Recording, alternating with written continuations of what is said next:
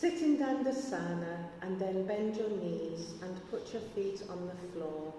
Slide your left foot under the right knee to the outside of the right hip. Then cross your right leg over the left, stacking the right knee on top of the left knee, and bring the right foot to the outside of the left hip.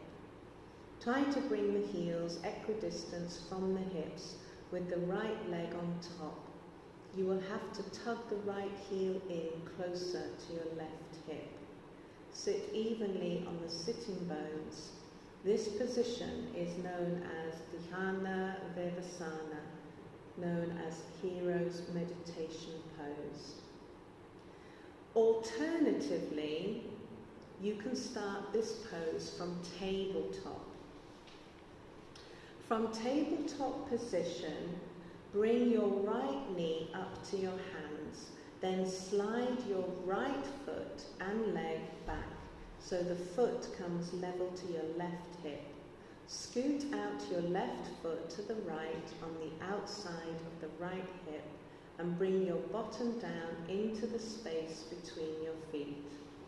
Inhale and stretch your left arm to the side, and then on an exhale, tuck the forearm in the hollow of your lower back. Fold the arm upwards with the palm facing outwards. Stretch your right arm up above your head, and with an exhale, fold it over the right shoulder if possible. Try to connect the right and left fingers.